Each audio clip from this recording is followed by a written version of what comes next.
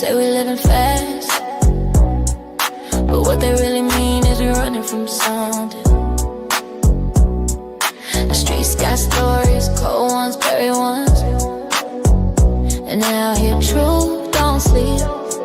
I seen good men lose their way, killers turn to ghosts, injustice take too long to answer the call. But this is 12 gauge honest, where every case pleads true. Every file got a heartbeat, and every cold trail still got smoke rising. We talking about living fast, dying young, but fighting to live right now. Cause legends don't fade, they echo through the evidence, through the crime scenes, through every voice that never got heard. This ain't entertainment, it's real life reloaded. Welcome to 12 gauge honest.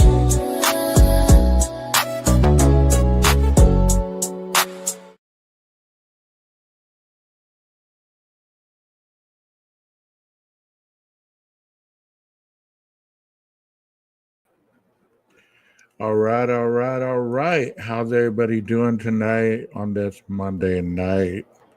My name is 12 Gauge and welcome to my channel. If this is your first time here, thank you for being here. Gonna try to make it through this whole thing without, the usual stuff. You know how that goes, right? We usually try to make it through the show so we don't have issues with the internet and stuff like that. But it happens. Or people getting the notification that I'm even live anymore. I want to talk a little bit before I present what I'm going to present tonight. We're going to talk about serial killers, what makes one, the process of murder, and that goes beyond just the ordinary thought process of YouTube wannabe true crime creators. Because, what I'm going to present to you tonight is actually coming from a true crime textbook, and it goes along with what I've studied to get my degree. What better way to start this off than to interview Ed Kemper? I was watching this interview a while back, and I always forget that he is one of the most vicious ones of them all. But yet, we spend our time with the pansy Brian Koberger. Why do we do that? Who the hell knows? I don't know why it's done, but it's done. So, before I get on my soapbox about that, I want to talk about a little bit of true crime and where it's headed. YouTube is getting so particular that you have to say certain things or even give the illusion that you're actually doing something under fair use. So I'm going to go ahead and say that right now. Everything that I do is under fair use.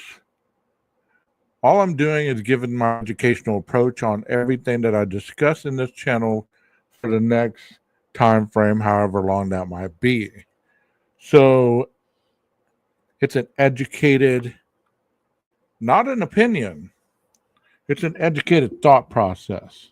There's a difference between opinions and educated thought. The difference is, if you're just giving your opinion, you're just giving something that's unfounded and no real concept of factual mindset or creativity whatsoever. And that seems to be going a long way. Especially with creators in the YouTube street that believe that they actually know about criminology, that they actually know about correction, that they actually know about the judicial process. Speaking of the judicial process, I was in court today having to discuss certain things on a criminal aspect without getting into the dynamics of it because, I'm bound by confidentiality and I never know who's going to be watching. But I was in court today, actual sitting in the courtroom, listening to the prosecuting attorney and the defense attorney going at it over this case. So there's a lot of individuals that get on these YouTube streets and nobody really wants to listen to the real deal of it all. They want to listen to the imaginary fairy tales. So that's one thing that I refuse to do on my channel. And if that keeps you from coming, well, then stay away, I guess. We won't miss you. Let's get this show rolling.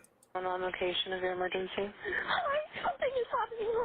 Something happened in our house. We don't know what. In plain sight. But 12 gauge brings it to light.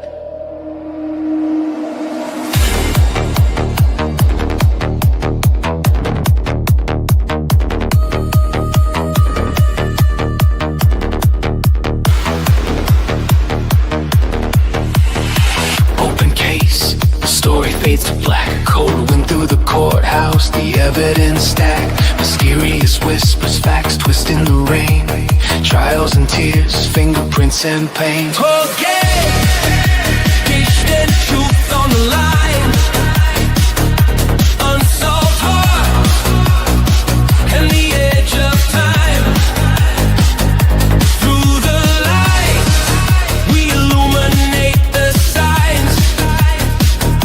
Justice speaks when the silence binds. Headlights flash on the long forgotten road. Photographs of faces, stories left untold. DNA and alibis, the gavel falls again. Every clue a heartbeat, every word a sin. Facts and fiction dance in disguise, but we're chasing the proof where the cold truth lies. From the old case files to the breaking news, we follow every lead till the trail bleeds through. 12 gauge, they stood still on the grind. Mystery meets the mastermind. Come on in, let's get ready to do this. My name is 12 Gauge.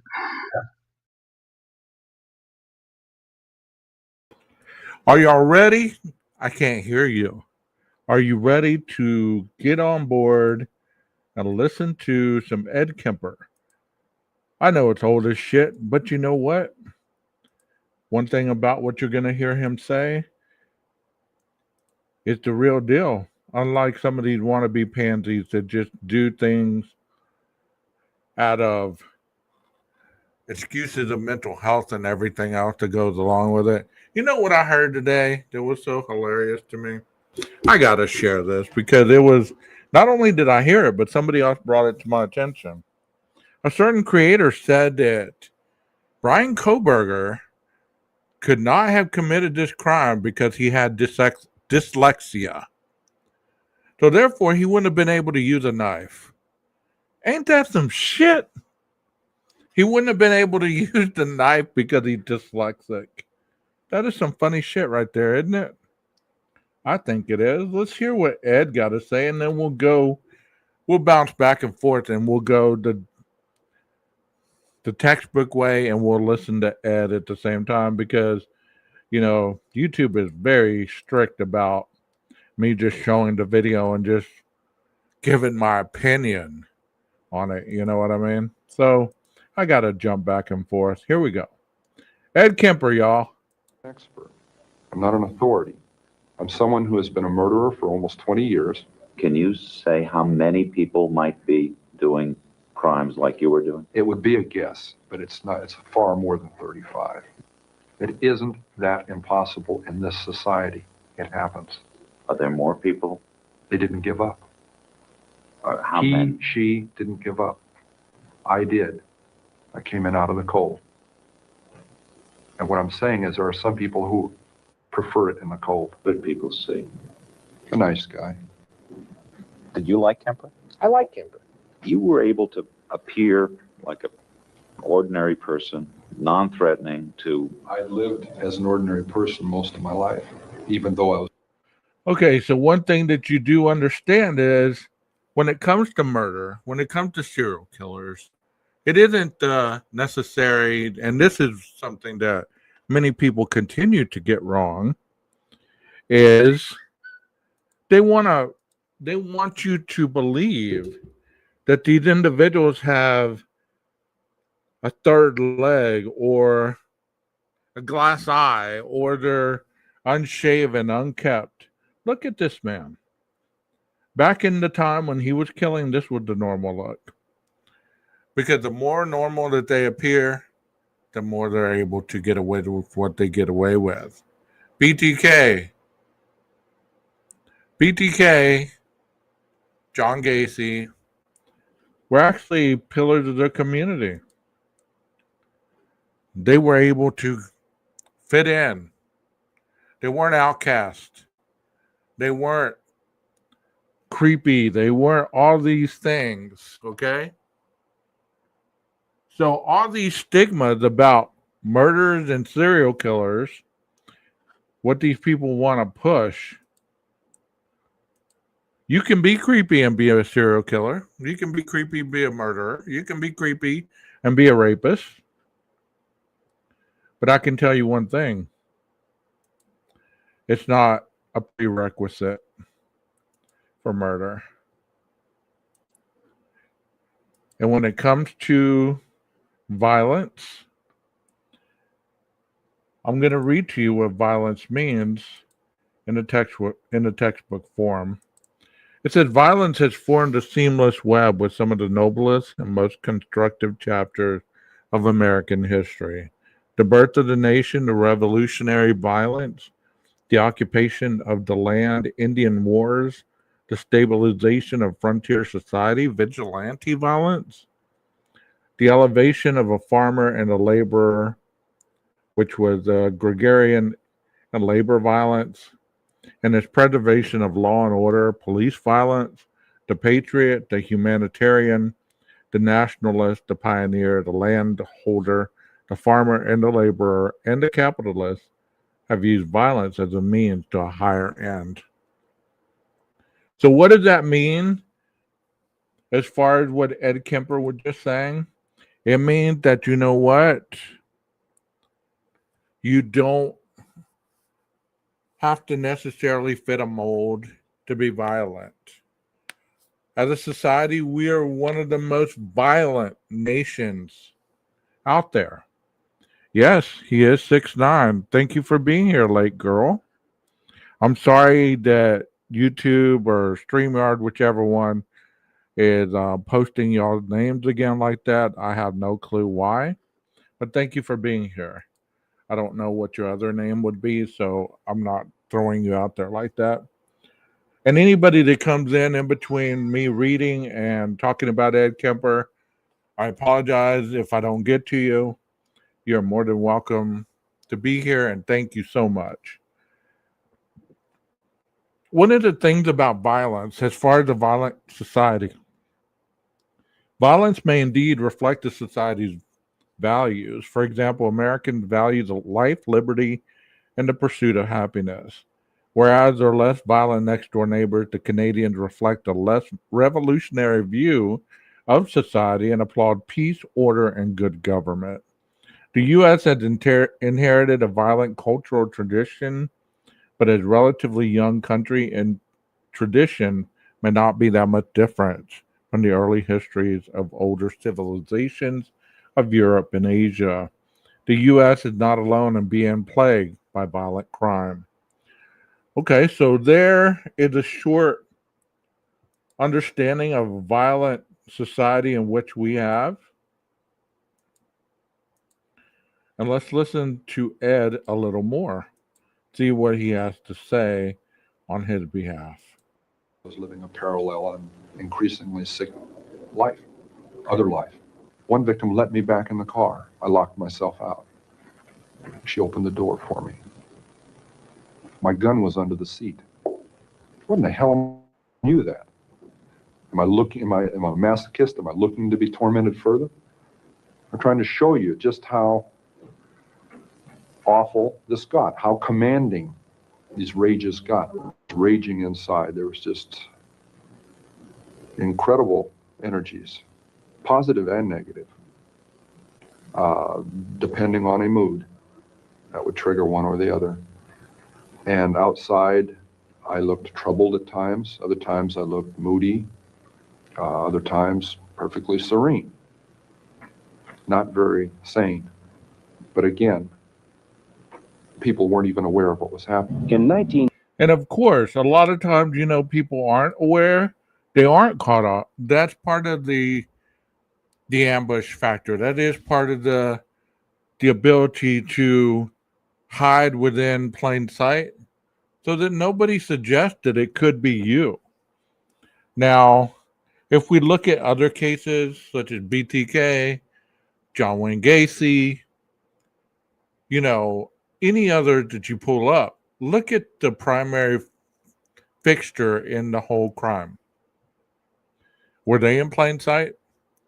Or were they applicable to being disturbed enough to be living in an isolated environment, such as one that comes to mind would be the pig farmer. They lived on a pig farm and they would literally kidnap people and bring them out and feed them to the pigs. I mean, I think that's how that one goes. So those kind of isolated ones are rare. Most of the time they do have careers. Most of the time they are well functioning in society. There is not this, oh my God, he has a limp and he's drawing, so therefore he's the serial killer or he's the killer. Or there's no way he could have done that because he was, and this is the stupidest line ever created, he was a graduate criminology major. That is put everywhere this idiot is discussed. Everywhere that goes as a precursor. You know what? That's an insult for those of us that actually have those degrees as well, that have never committed a crime such as that, and have never have been as idiotic to get caught up in the cameras and everything else with that case, to have to be able to have no more cards left on the table, but to stand up and plead guilty. And for those of you that don't understand why he pled guilty, that's part of your ignorance as well. Do some research once in a while instead of just going by popular opinion in your chats. Because you know what? There is a reason why people plead guilty. And it's usually because they're not going to win the case and they're trying to get something off the table. That's why a plea is even orchestrated. In his case, it was the death penalty. So therefore, the death penalty off the table spared his life. So his defense attorney saved his life. And that was her goal. End goal, start goal, all through the motions hearings, the suppression hearings, all of it. That was the goal. And she succeeded. So he pled. And that was the end all. Let's listen to a more interesting person instead of that moron. Ed Kemper, y'all. 1972 and 1970, a series of murders shocked Northern California. College girls began to disappear while hitchhiking. Two of the victims were picked up from the campus of the University of California at Santa Cruz. That's where Ed Kemper's mother was working as an administrative assistant. So do you see the correlation of how the killer usually preys upon the areas in which they're either familiar with or they have some kind of network connected to that area. Ed Kemper's mother worked at this campus. So would it not be viable that Ed would be hunting at this campus? Or is that far fetched for your little mind to think? You were involved in the campus because your mother worked there. Yes. I was also involved in killing co-eds because my mother was associated with college work, college co-eds, women, and had a very strong and violently outspoken position on men for much of my upbringing. My mother was a sick, angry, hungry, and very sad woman. I hated her. Wow, there's a statement right there. And I do have to keep stopping this due to YouTube's idiotic rules, but you know what? It is what it is. So he hated his mother. He had mommy issues. So therefore, he described his mother as a very angry, a very sick individual. So his mother being that way, don't you think he was projecting all the unresolved issues he had with his own mother onto others on that campus? And guess who they were? Unsuspecting individuals that even knew Ed Kemper existed. Imagine that. Imagine that. Individuals that didn't even know he existed, but yet he's walking around this campus looking normal, maybe visiting mommy, and killing people by abducting them at the same time. So let's talk about that nice little topic called murder. It says on August 8th, 1969, devotees of a cult mesmerized and run by Charles Manson brutally murdered pregnant actress Sharon Tate and four other guests at her home, and 2 days later, murdered two members of the La Bianca family in an apparent attempt to foment a race war. Particularly frightening in this incident was Manson's Rasputin-like ability to inspire undying devotion in his followers, most of them young female drifters. I'm not too versed on the Manson case because, to be honest, I was not interested in true crime until 3 years ago. You know what I mean? Um, that's what I've heard. Is most serial killers do have issues, but not many of them have mental issues. Most of them have unresolved issues, but the ability to fit into society's norms, and most of the time have a very normal life. A very normal life. So let's keep on going.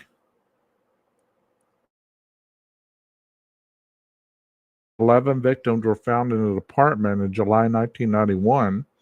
Jeffrey Dahmer admitted killing 17 boys and young men, primarily in the Milwaukee area, over a 13-year period. Pictures, watch videos, and have sex, he drugged, killed, and dismembered them. He often took pictures of his victims and boiled some of their skulls in order to preserve them. And since we're talking about issues of these individuals that either murder or kill, so I believe that this individual here had such an attachment disorder that he didn't want to leave the individuals who he felt he was close to, his 11 victims, 11 victims, and those 17 boys. It's kind of like, well, you're my object of desire, so I'm not going to let you leave me. So I'm going to keep you with me by dismembering your bodies.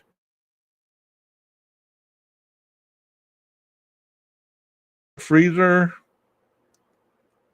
and he boiled some of their skulls in order to preserve them. Okay, one more, and then we're going to get back to Ed. On February 14, 2018, a former student at Marjorie Stoneman Douglas High School in Parkland, Florida, murdered 17 before being stopped by the police. After murdering his mother and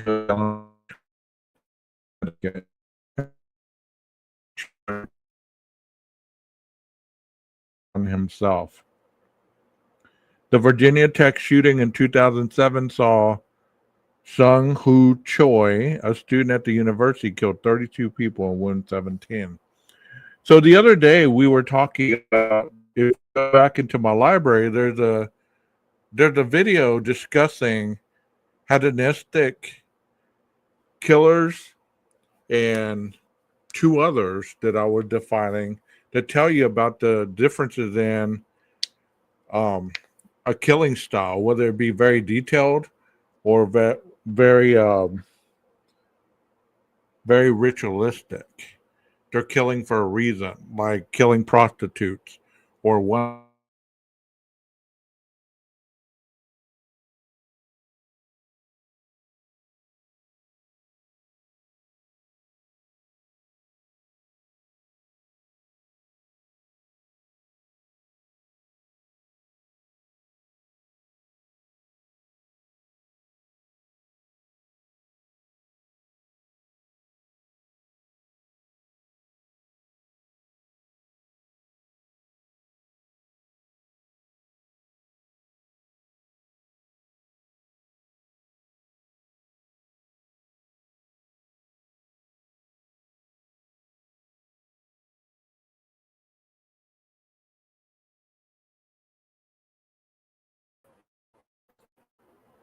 So let's get back to Ed. Let me get back to Ed Kemper. I just got it boots me, so but that's just part of my personality. Here we go. Of my mother.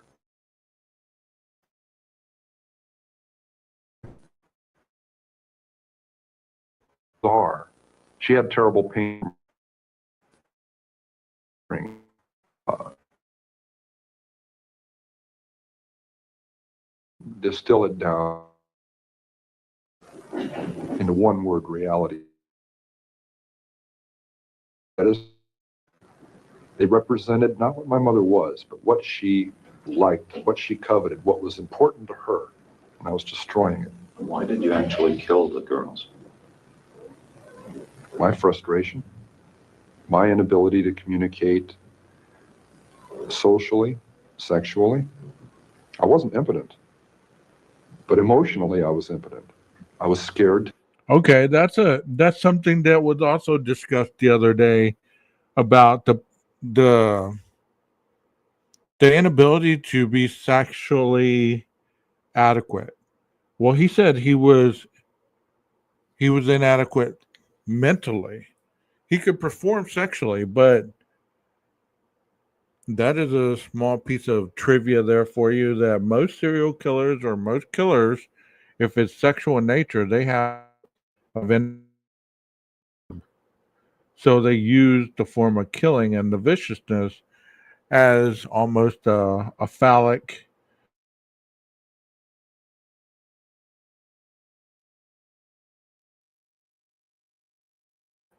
It looks like one of these either it's my internet or it's freaking YouTube or StreamYard. Let's continue on. Hell, here we go.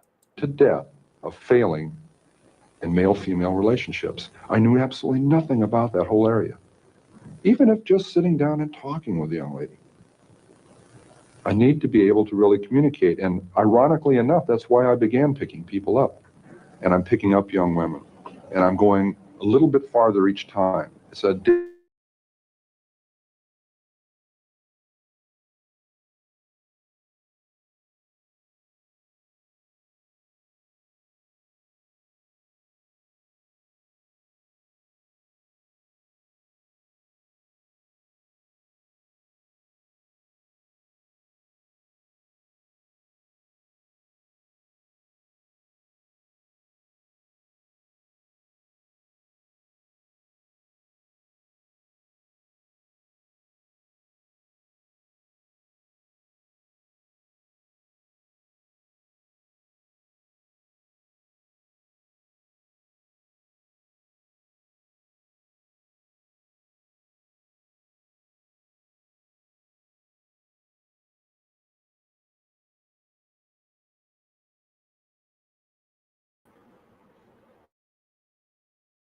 think about what he is saying as far as the overwhelming urges, the overwhelming inability to keep himself from committing these murders. That is intense right there. That is about feeling overwhelmed, the urges that he can't control,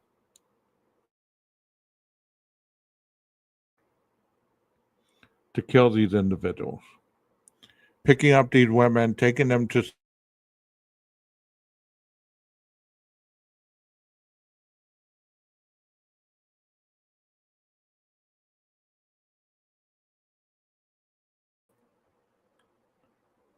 since we do talk about the Golden Boy Koberger, think about his MO regarding women.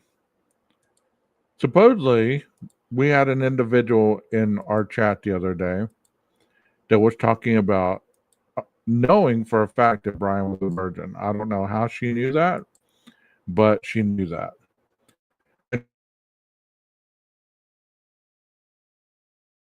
How all that would have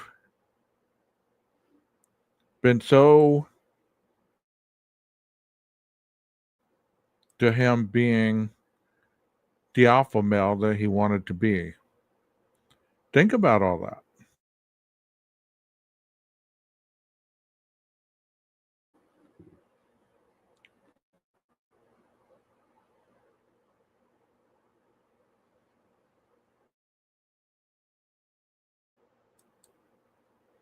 Yeah, I don't understand why it's messing up. I have a full 5 bars and there's nothing really showing me that I'm having any kind of booting me. I don't understand it. I don't understand it at all.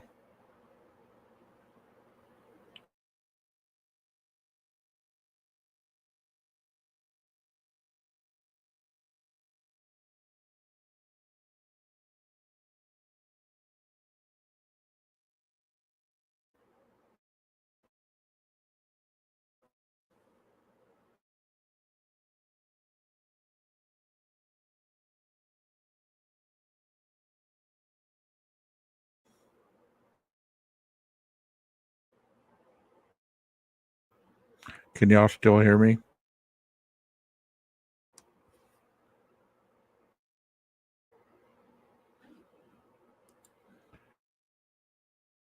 Yeah, let me try this.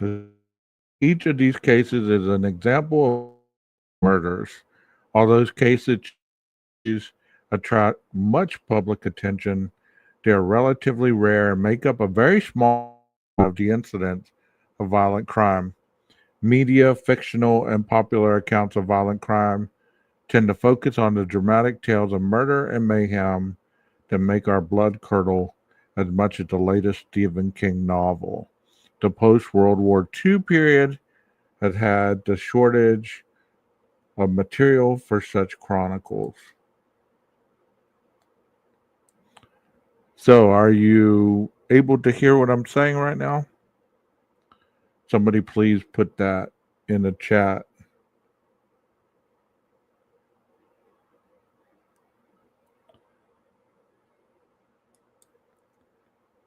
So, let me know so I can continue going. I don't know. I have full bars. Everything's on. It's weird.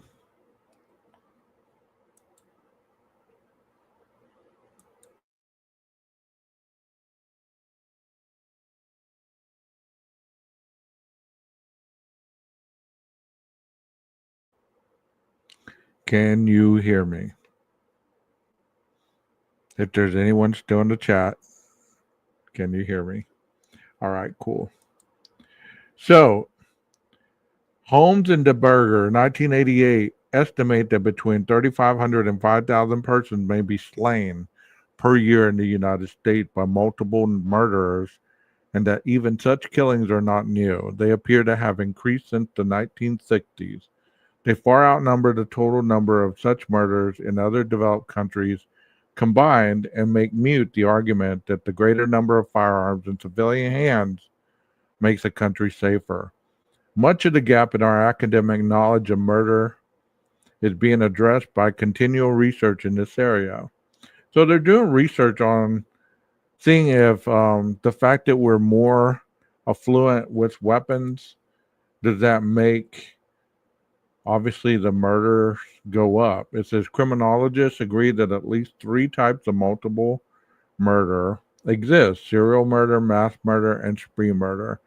And we did discuss these the other day,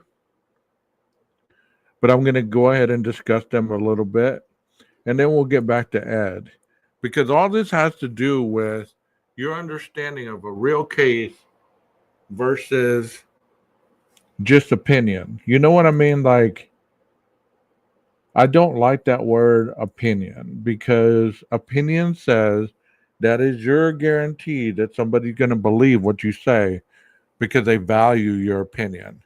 But not everybody's opinion should be valued. Most people who have opinions have nothing to factually back it up other than their own bias. So if you're looking at bias, look at my stream tonight. I'm going to use myself as an example. Has there been any inkling that I'm trying to sell you? Is there any avenue that I'm trying to sell you? Am I trying to sway your opinion one way or the other? Or am I merely just giving you factual information and letting you make up your own mind about what I'm presenting here? Because that is unbiased presentation. And, you know, if people actually went to like speech classes and stuff in college, that understand the differences between biasness, narrative, and all that above crap that they try to sell on these YouTube treat, because there's no such thing. When you're presenting something, it's either something you believe in, you want people to believe, or you're presenting it for an ulterior motive. Those are the 3 reasons why you would have that happen. I'm presenting it because I'm involved in the true crime community, and I'm also a daily connoisseur working in criminal aspects or elements. Let's talk about serial murders, okay? And then we'll get back to Ed. It says serial murder is the killing of several victims in 3 or more separate incidents over weeks, months, or even years. In April 1989, the 13th victim of cult slaying was discovered in Matamoros, Mexico, the work of a cult godfather, Adolfo de Jesus Costanzo, and cult witch Sarah Aldrate, who allegedly ritualistically sacrificed victims in order to provide a magical shield for members of a drug smuggling ring.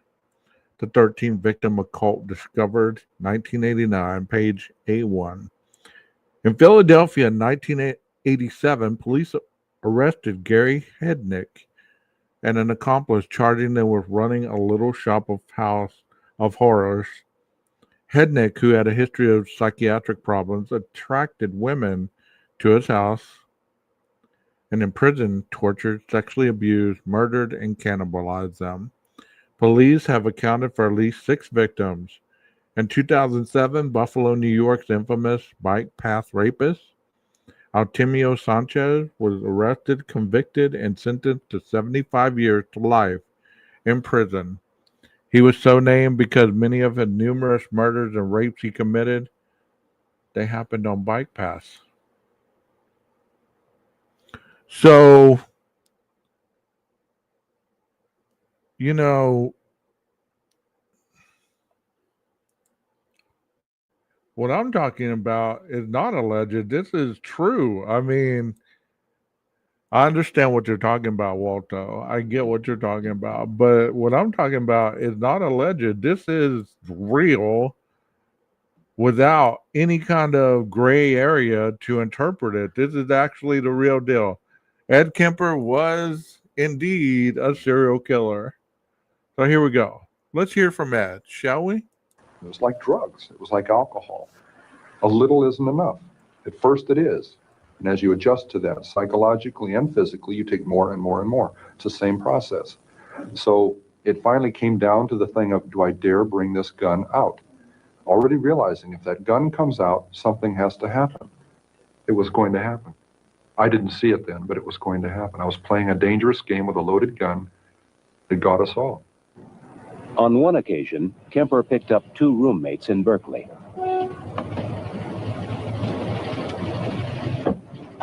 In that first killing in May of '72, when that gun was pulled out, I launched it out.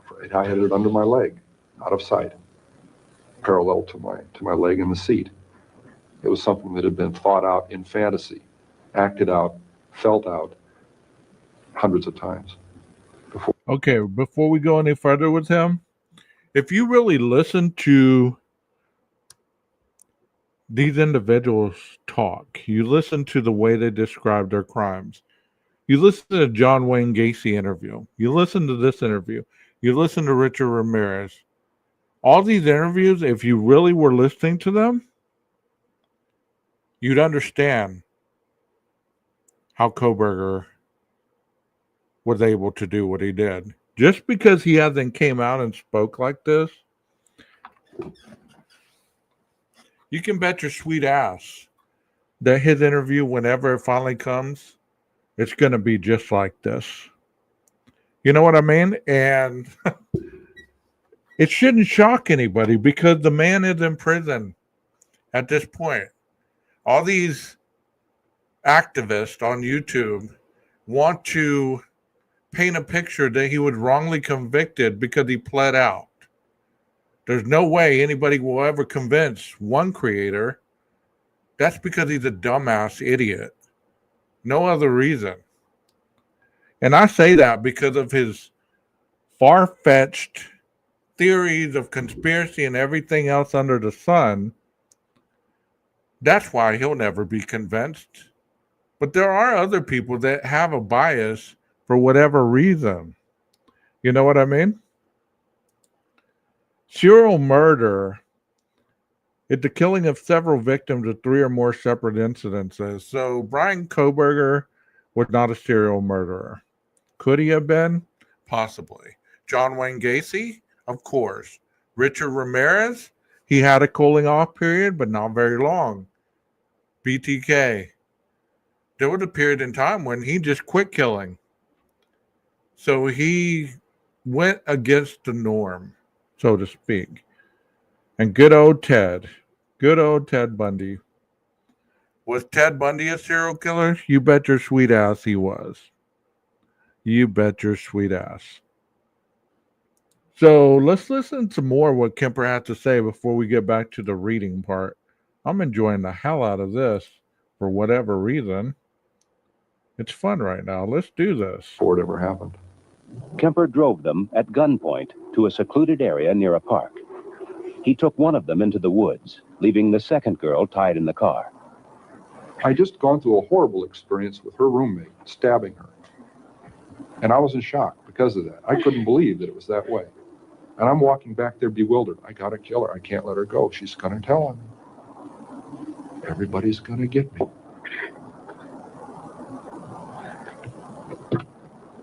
She sees the blood on my hands. What are you doing? She pulled back and she gasped. And I think, whoa, I don't want her to know what happened. And you know the difference in this murder and some other murders, like the Night Stalker? He would kill his people while they were sleeping. He was a coward as well. Anybody that goes into a home while somebody is at their most vulnerable part of life, which would be asleep with their loved ones, and kills them, he would kill elderly people as well. He attacked 2 sisters. One was which both had health issues. One was an invalid. And she ended up dying. Her sister ended up dying, but the one that was an invalid ended up living, but she later on died, of course. But to be just seeking out individuals in the most vulnerable forms of life, you have to be a little fantasized realm in your mind, and you're playing the star role. Just like Ed just said. He he had that fantasy already in his head, and he had practiced it over 100 times. So I'm gonna keep saying this saying tonight. I don't know why it's in my head, but I'm gonna say, you bet your sweet ass that Koberger had practiced it also. The BTK practiced it. He said that. I remember hearing in an interview where he said he tried. Was it? Yeah, it was him. Where he tried to stop killing. Where he tried to not to use the Garrett at one point because he knew that that would lead to killing. So he tried not to kill people in that retrospect. But he said he enjoyed watching the life drain out of their eyes. Like he would watch their eyes as he was pulling that, whatever he had around that cord and twisting it more and more and more until that individual passed away. So you can't tell me that that is not possible for somebody to sit there and enjoy killing to that extreme. I don't know, Walt. I don't know. That's a good question. They were really good detectives, almost as good as the A team. No one comes close to Mr. T. Yeah, you're right about that. He was a good detective, of course. It says from 1982 to 1984, the bodies of 48 women, mostly prostitutes, were found along the banks of the Green River near Seattle. In November 2003, the Green River killer was finally caught.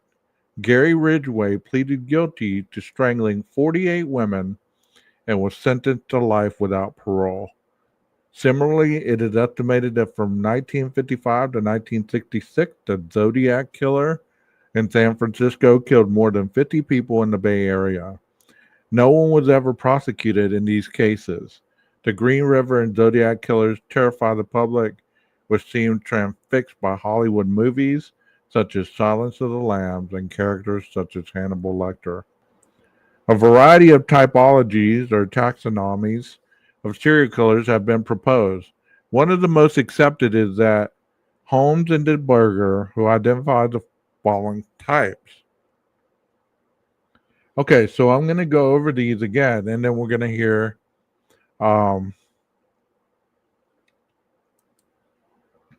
what Ed had to say, all right? These are 4 of the reasoning behind serial killers' mentalities. One of them is they believe they're visionaries. They believe to be suffering from some sort of psychosis.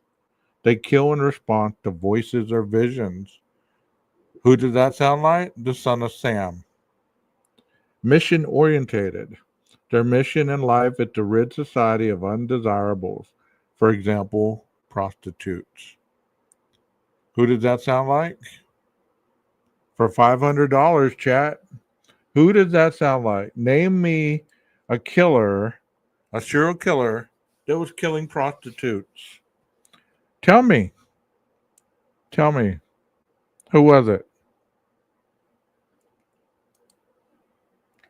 I'll wait for your response. There is a delay. This is what I was talking to you a little while ago. The hedonist. These are thrill seekers who murder for creature, comfort, profit, or pleasure in life, as well as lust murderers.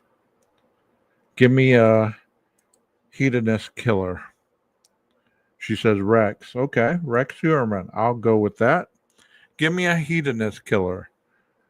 Thrill seekers who murder for creature comfort, profit, or pleasure in life, as well as lust murderers.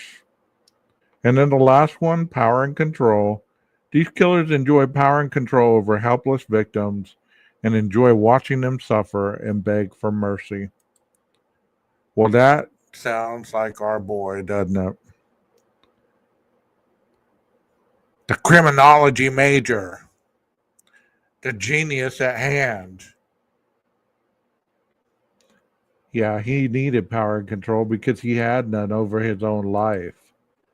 He was such an expert at criminology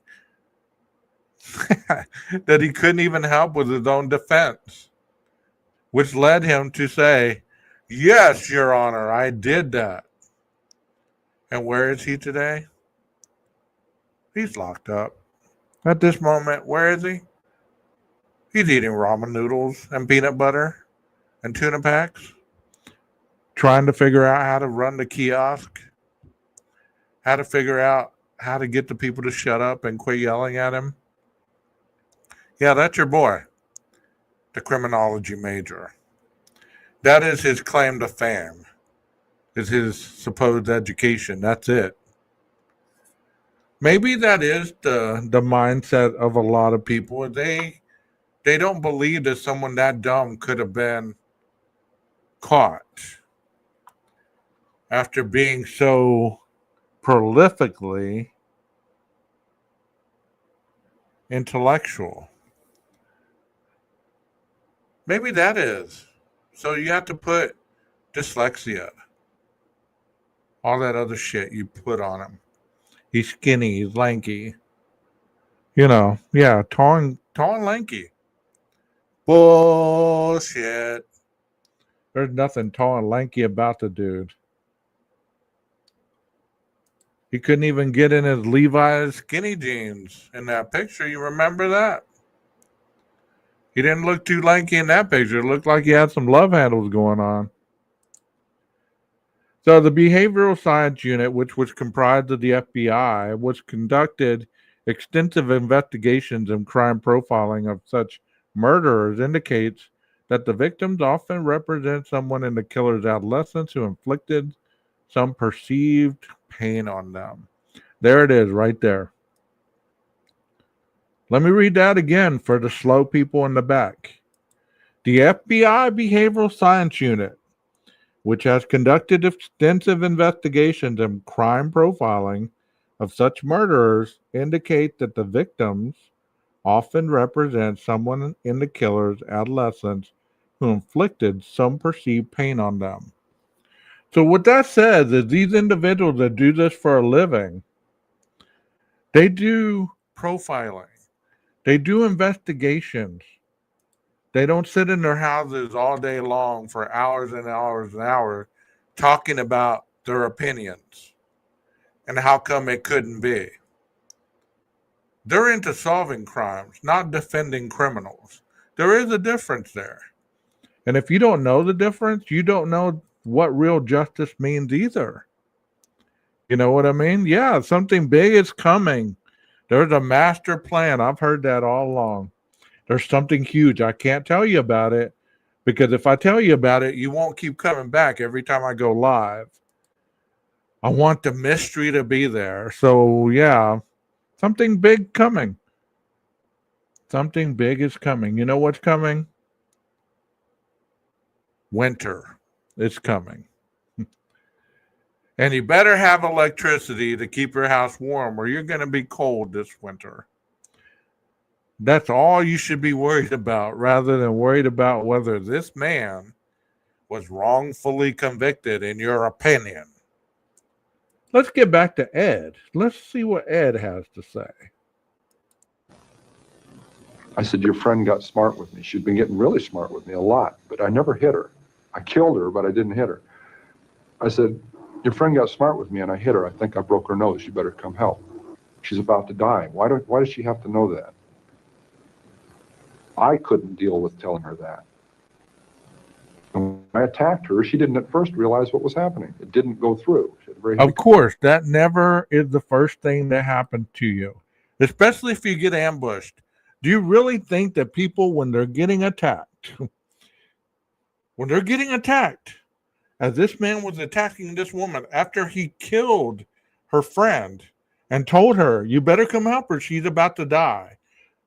That woman was in shock, meaning that she could, A, not understand what she was hearing, B, not comprehending that this is the man that killed her friend, and that she was about to be another victim of his.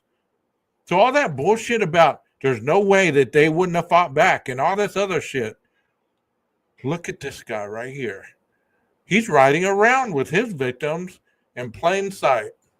and he was able to not only kill one, take one off into the woods and kill her, he was able to come back into the backseat and tell her friend, "You better come help her. She's about to die." And her friend did not believe it. And ultimately, what happened to her? Tell us, Ed. Coverall. It knocked her right up into the lid of the car, but it didn't pierce the clothing. So it wasn't that swell a knife anyway. I went out and bought a pawn shop huge knife. And I kept on just mindlessly attacking. She falls back into the trunk. I just killed a young woman. I slammed down the lid of the trunk. She isn't dead. She's dying. And I panicked. I thought, I just locked the car keys in it because I can't find them in my pocket. Oh my God, I locked them in the trunk. I'm kicking. So listen to what that just insinuates right there. He panicked. The same way your boy panicked when he left the knife sheath with a DNA on it. This dude panicked because he doesn't have the car keys. He doesn't have the car keys. He just killed two people and he lost his car keys. That would be my kind of luck right there. On the trunk lid and yanking on it. Oh no, I don't believe this. I started to run and I tripped over the gun that I'd had in my pants that I had totally forgotten was there. I stopped. I said, stop and think. I collected my wits. Check all your pockets. I picked the gun up. I stuck it back in my pants, now remembering I had one. I checked all my pockets, and there's the keys in the back pocket. I never put them in my back pocket. Everyone makes mistakes, and that's what we have to hope for. The more mistakes they make, the better their chances. Did you hear what he just said? Everyone makes mistakes. The more mistakes they make, the more we have to hope for. That means that there's no such thing as a perfect murder, no matter what people want to say. And here's another composite of the FBI Behavioral Science Unit. Not YouTube College. This is the FBI Behavioral Unit, the unit that most people despise on these YouTube streets. Just like they despise cops, like they despise the government. The FBI had done extensive investigations and crime profiling, and these are some of their findings. Over 90% are males. They have IQs in the bright normal range. They do poorly in school. Their families, and this is not a checkoff list. For those of you watching, as I'm going through these, I'm not showing them to you because I don't want you checking them off one by one and saying, well, this doesn't match this person, or this doesn't match this person. You do understand that there's varieties of different people with different personalities. Overall, this is what the composite mean of their studies that they found. Doesn't mean that if these people don't match this, they couldn't have been the killer. Okay, so I had to throw that disclaimer out there just for the people in the back. Okay, so here we go. This also says they often hate their mothers and fathers. They're commonly abused as children by a family member and have trouble keeping jobs. They come from unstable families. As children, they are often abandoned by their fathers and raised by domineering mothers. Many spend time in institutions as children and have records of early psychiatric problems. Doesn't mean that they're mentally disturbed. They just have personality problems, personality disorders. You know, there's certain things like that where people need to get some help because of these other things that are being discussed right now. Not everybody, not every mental health issue is bipolar, ADHD, ADD, OCD. What's the new one? Autism. And here's a bombshell. I have a person that's very dear to my heart, and if she's listening right now, she understands what I'm about to say. So I'm using this as an example to show you that I'm not shaming autism or autistic children, okay? We were discussing her child the other day, and she was telling me he fits most of the checkoff list, or he could definitely be on the spectrum. But she described him as a high functioning ability to do certain things and not as a mental handicap as many people proclaim it to be. And if people actually did the research on what autism was, they wouldn't have to use their own family member as the poster child for autism. There are different people in the world that have high functioning, low functioning, and mid range functioning spectrum disorders.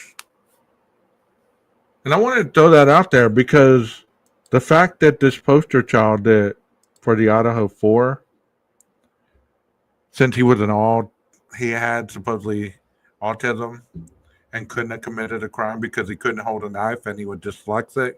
So instead of holding it in his right hand, he was holding it with his left foot. And he was hopping around on one foot. That's why the latent shoe print was only one of the shoes, not two. You see how dumb this sounds? But you know what? People will believe that because they have no clue what it means, what people are actually saying. They're fixated on the juiciness of there's no way that they could have done this. There's no way that they could have done that. There is a lot of ways, and Ed's about to tell us. Here we go. I thought I was pretty slick and went and tripped all over myself. That first 2 murders, the first 24 hours, there were 3 clear times I should have been busted, and I wasn't. Because 3 different individuals or 3 different groups of people got scared and minded their own business and looked the other way. Some of the people who are committing murders, even as we speak, if they're doing it by themselves and they tell no one about it, they could go on undetected until they decided to stop. And the police wouldn't catch them unless we just happened to roll up on them while they were doing it. You hear what he said? If they never spoke on it, they would continue doing it until they got caught. Police would probably never catch them. I believe that wholeheartedly. A lot of these individuals that have been caught have done so by their sloppiness and their mistakes. You know what I'm saying?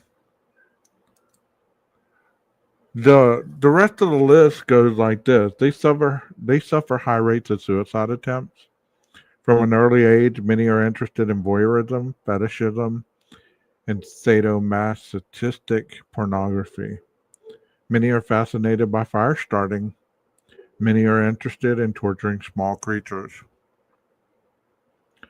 So, let's say you are interested in torturing small animals or small creatures, or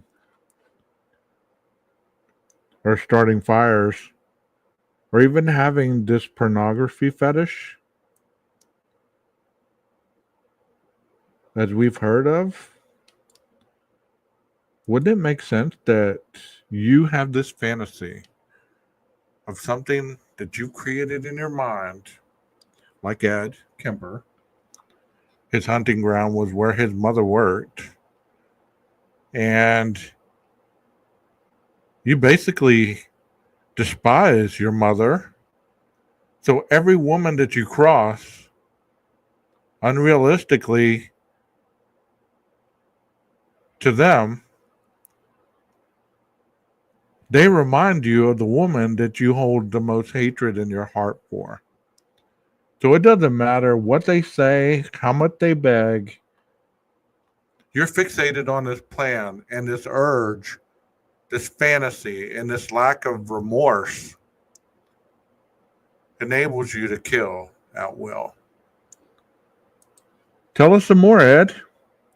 Slaying victims named as missing UCSC co-eds. After police warnings against hitchhiking and an increased bus schedule on the campus, Kemper had no trouble picking up hitchhikers.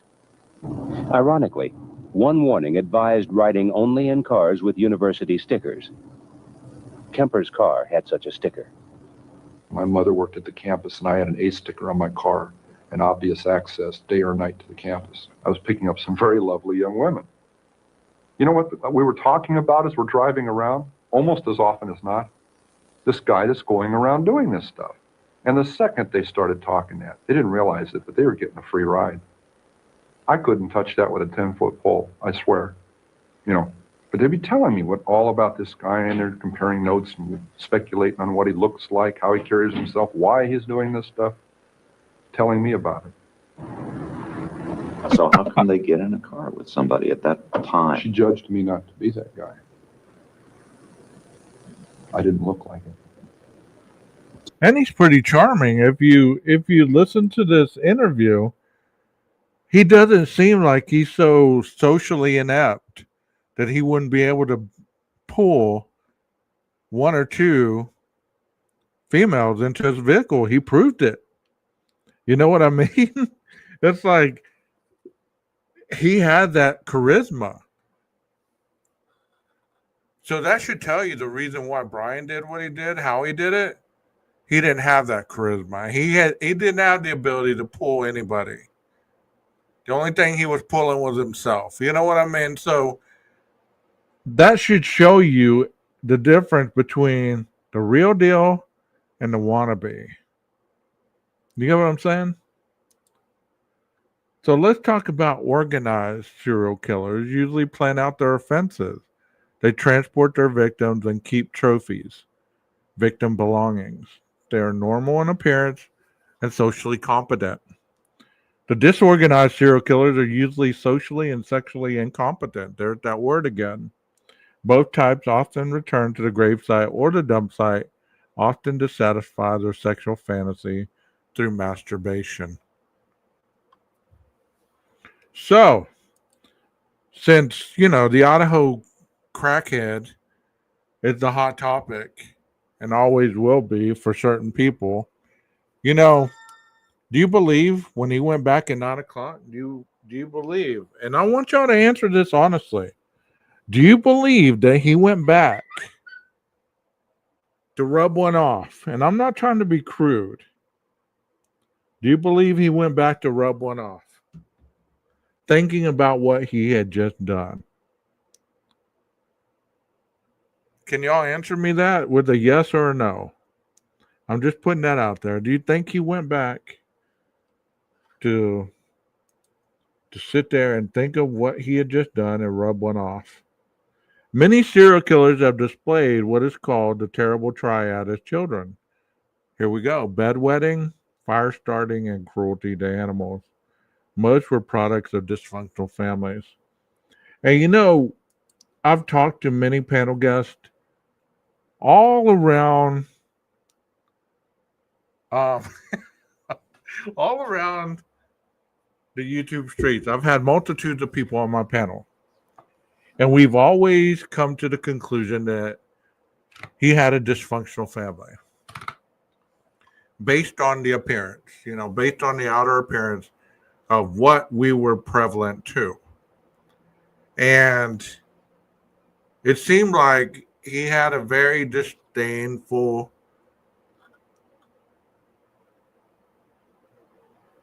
purpose with his father. Like, him and his dad were not really on cue. That he had a more loving relationship with the mom. You know what I mean? So let's talk about mass murder before we get back to Ed. Mass murder, the killing of 4 or more victims at one location on a single occasion. Since we're talking Idaho, there was 4 killed at one location on a single occasion. So that is the definition of that murder, is mass murder. 4 or more. Thomas Hamilton, who in 1996 slaughtered 16 kindergartners and their teacher in Scotland.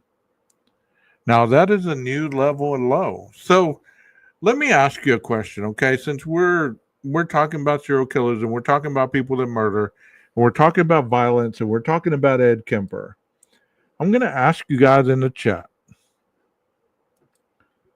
And I used to read The New Evil by Gary Bricado until he asked me, not to read it because of copyright stuff that he didn't realize was on the cover, which I kindly obliged. But reading that book, it showed me that there's not real difference between one and the other than the victimology. Meaning that the victimology changes, but the killer's methods are pretty much the same. Some go extremes, but most of the time, it's pretty methodical in the same type rituals. So we're talking about mass murderers here. This person murdered 16 kindergartners and their teacher in Scotland. Think about how many school shooters we've heard about that murder their classmates with a weapon. So even though he slaughtered 16 kindergartners, they were young, right? We've heard of other killers that have entered elementary schools and killed young children as well. Uvalde, Sandy Hook, And we seem to be desensitized by this because of the level or the difference in how these children were killed. Not the fact that the person doing it feels unique because they're living out a fantasy that they've created an urge for. And once that urge is filled or overwhelming, they act out. You heard it from Ed in his own words. So let's move on with James Huberty, Charles Whitman, George Hennard are examples of mass murderers. In 1984, Huberty killed 21 and wounded a dozen others at a McDonald's restaurant in San Isidro, California. In 1991, Hennard drove his pickup truck through the windows of Luby's Cafeteria in Killeen, Texas. You know, while I was at Killeen, I should have looked up that Luby's, see if it's still open or not, but I wasn't even thinking about it.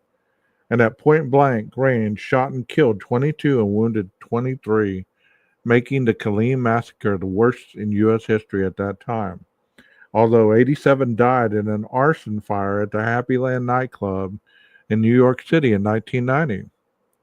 9 people were murdered in 2015 in a shooting at a historic black church in Charleston, South Carolina, the Emmanuel African Methodist Episcopal Church. The church members were shot at a Bible study and prayer meeting. The victims, all black, were killed by a young white man, Dylan Roof. He sat with the victim for about an hour before killing them as an expression of racism and hate. So there's an example of a mass murderer who was killing the undesirables of society. This was mission orientated. So you see how this stuff is making sense if you really listen to it in a projective way where you can understand it instead of just putting opinion out there on what you think it means. Many people get off on that. There's countless people that are on right now that are just giving their hatred opinion about law enforcement, about the FBI, about certain law enforcement officers. But here a killer is describing his murders and nobody bats an eye. Of course, in this chat, they're appalled. But I'm sure in other places, they'd be like, nah, there's no way he could have done it. He was too tall to go in that house. He would have had to saw his way through the slider in order to get in there. Hell, he would have been 7'10", standing on that 6-inch step up that led into the living room. There's no way. He was just frail. Look how skinny he is. He wouldn't have been able to see his victims with those Coke bottle glasses. There's no way he could have done it. He looks like a nice guy. He looks like a car salesman. It was getting easier to do. I was getting better at it. I was getting less detectable. I started flaunting that invisibility, severing a human head, 2 of them at night in front of my mother's residence, with her at home, my neighbors at home upstairs, their picture window open, the curtains open, 11 o'clock at night, the lights are on. All they have to do is walk by, look out, and I've had it. Why did you keep the heads? Why did you cut them off, and why did you keep them? Something out of my childhood. I could put it on an incident. I mean, my father chopping the heads off of our 2 pet chickens and my mother insisting that I eat them for dinner. You know, we could say it was something that simple. I don't think it was. Now, my dad heads out back with a hatchet. So you listen to this guy. Do you honestly ever believe that we will get to a point where we truly understand serial killers? I'm listening to this guy give an example of his dad chopping the heads off chickens, which gave him the impression of chopping off his victims' heads had the same correlation. How does that make sense to the average person? There's no way that that is something that we could ever dive into that world unless that is the world in which you live. You know what I mean? Honestly, honestly, it's interesting to hear this stuff. It really is. But think about the victims that were killed so quickly by this deranged individual. Tell us, Ed. I got on my bike and I rode. I tried to stop it. I remember that. I got on the bike, rode around the block. I was crying. I haven't talked about that for a lot of years. I'm sure that may have implemented something, that may have gotten something rolling, but along fantasy lines. But it took a lot of years of development along those lines to really get off. But how are you able to, in 1 minute, have someone's head in your hands, and very shortly thereafter? Living through a fantasy, however that would relate to that severed head. And then 5 minutes later, I'd put that away, and there'd be a knock on the door, and I'd put it away and answer the door. And the landlady would be there, and we'd discuss it. Discuss what? Reality. Her reality, not mine.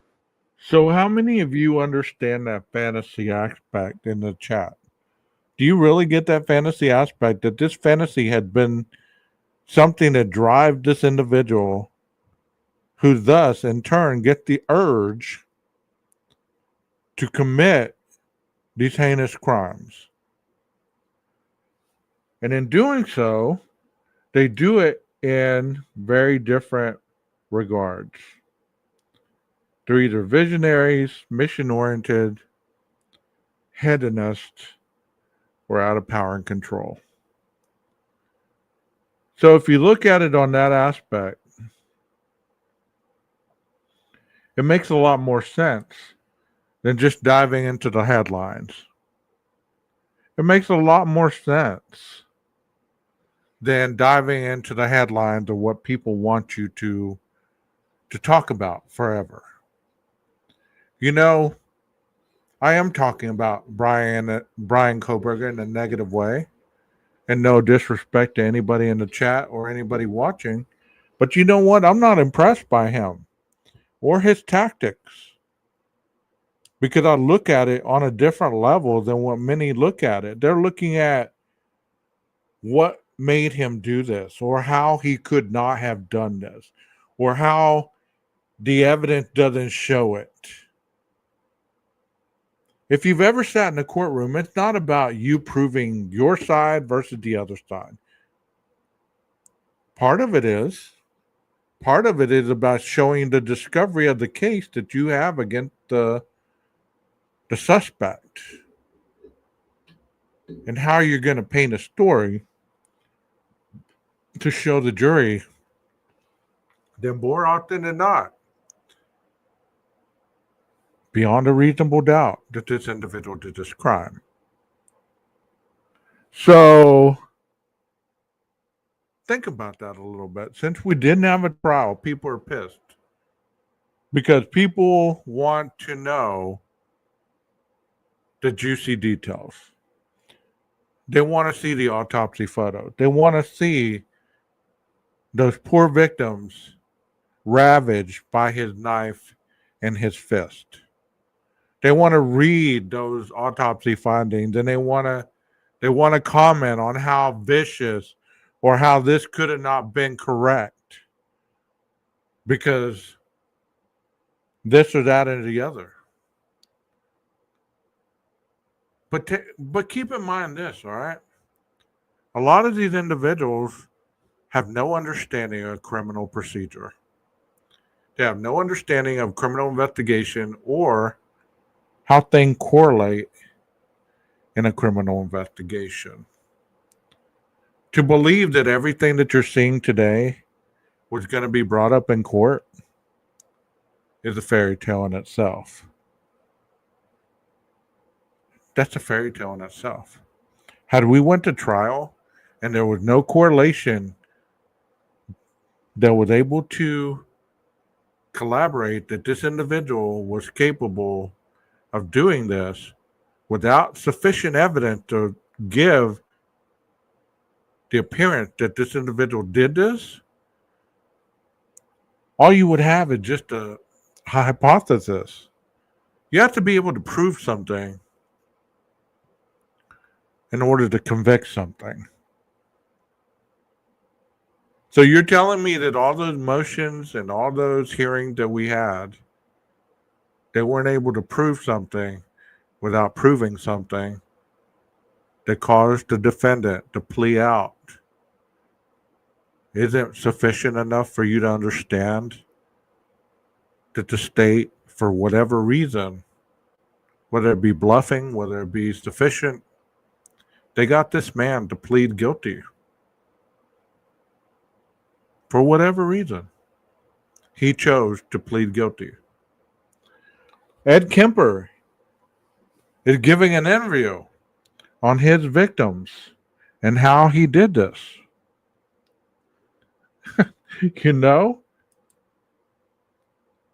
You know why Brian hasn't given an interview? Because his ego won't let him look less pathetic than he already does. Think about it. He got caught. And people keep putting that moniker out there, the criminology student, like it means a whole hell of a lot in his case. All that money and all that time and all that energy to learn what supposedly he learned, he still got caught. And he still got convicted.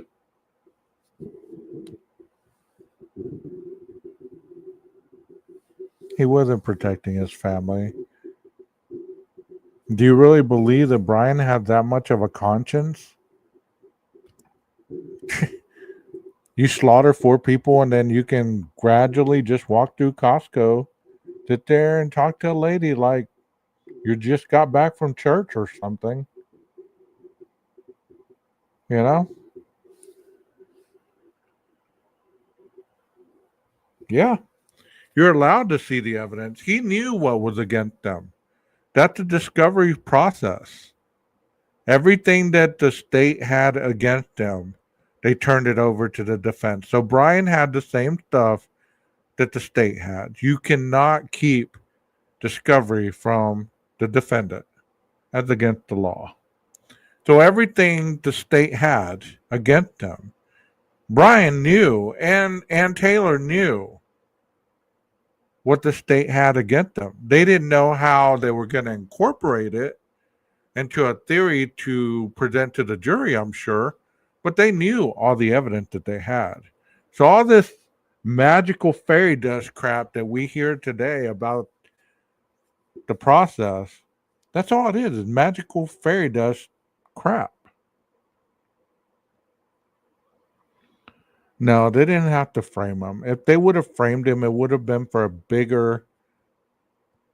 They wouldn't have framed him. That would have been too far-fetched out there. Too far-fetched. Let's hear what Ed has to say. I'm enjoying Ed's little interview here. Mine. Some people go crazy at that point. I felt it. It was one hell of a tweak. I mean, to just flip out and not know where I was. To be walking up the stairs with a camera bag that belonged to a young woman that had her severed head in it. walking up to my apartment, past a happy young couple coming down the stairs who nodded and smiled at me as they went by. Good evening. And they're going out on a date where I'd love to be going. And I'm aware of both of these realities, and the distance between those two is so dramatic, so amazing, so violent, that really, I could feel the wheels squeaking inside. That was really pulling on it. And I imagine at that point some people break. But I didn't literally go insane. I didn't get lost. And all this time, Kemper was able to seem normal. He even hung out at a bar across the street from the courthouse, making friends with policemen, trying to pick up information. They'd buy me. I didn't know that about Ed. I had no clue that Ed hung out at a bar across from the courthouse. Tell us what they did, Ed. A beer, I'd buy them a beer. Casual relationships, but I was poking around a little bit trying to find some things out. I knew they wouldn't be privy to hot information, but there were some things that were bothering me, like were there any speculations on how they were dying? Did the cops like you? Like I said, a friendly nuisance. I got in the way, and it was deliberate. Again, friendly nuisances are dismissed. How did you get the knowledge to outsmart the police? Watching television. Believe it or not, Joseph Wambaugh, police story. Got some tremendous insights into not just the gimmicks, the actual things, the tidbits that you would pick up from their procedures, but the mechanics behind that, the logic behind it, was I would not allow myself to walk into even a potential trap of behavior. And one of those was talking about those crimes too much to people, initiating conversations about that. There was And see, he learned different tactics to not get caught. He was around professionals where he would pick up things to use in his crimes to not get caught. This dude was ahead of his time. It says on February 14th, 2018, Parkland, Florida, 17 students and staff members killed, 17 others wounded by 19-year-old Nicholas Cruz, a former student.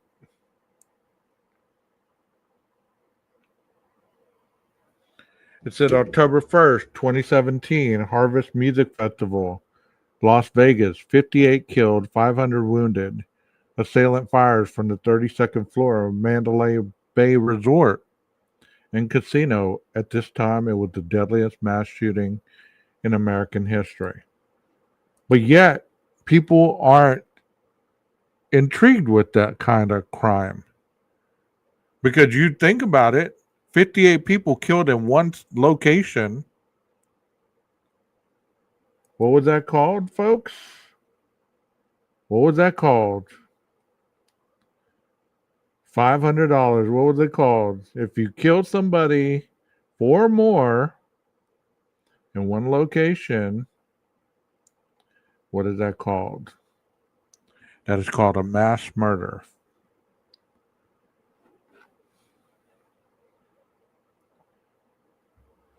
June 12, 2016, the Pulse nightclub, Orlando, Florida. A 23-year-old student kills 49, injures 50 more, and then commits suicide. See, Brian should have done us all a favor.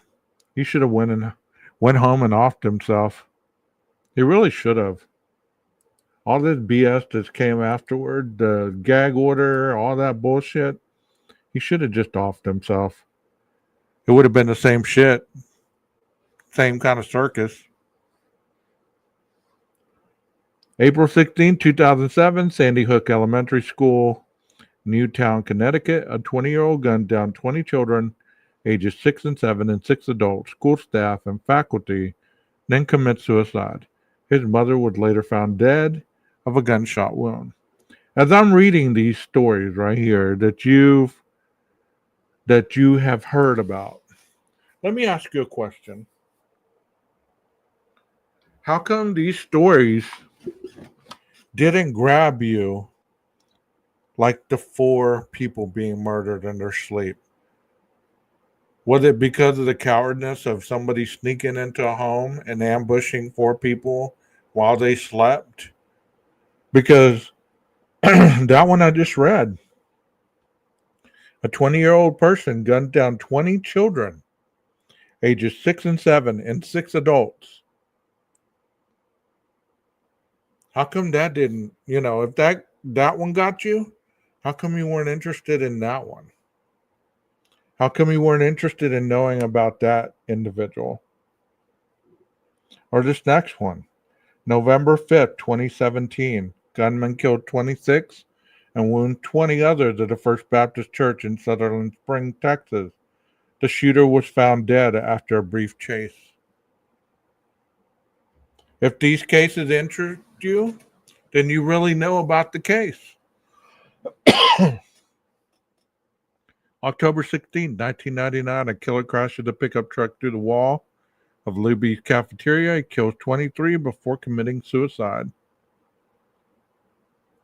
July 18, 1984, down to McDonald's killing, 21. August 1st, 1966, Texas Tower incident. University of Texas shooter climbed to the top of the tower and gunned down and killed 16, wounds 30. In 1993, a Brooklyn man, Colin Ferguson, opened fire in a crowded commuter train on Long Island, New York, killing 6 people and wounding 17. They described the Virginia Tech massacre of 2007 at the time the worst mass murder in U.S. history. On July 20th, 2012, during a special midnight screening of the latest Batman movie in Aurora, Colorado, James Holmes, a disturbed dropout of a graduate program in neuroscience. A disturbed dropout of a graduate program in neuroscience. Is that what caused him to do what he did? Dress up as the Joker and go into this movie theater and open fire? He opened fire in a crowded theater with an assault weapon. He had dyed his hair orange and claimed that he was Batman's archenemy, the Joker. The assault rifle he was using jammed, otherwise his 100-bullet clip would have resulted in even greater carnage. He killed 12 and wounded 70 people. In 2015, Holmes was not guilty by reason of insanity.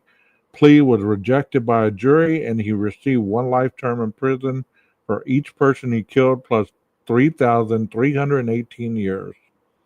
He is not eligible for parole. Where's the outrage for that guy? Where's that guy's outrage?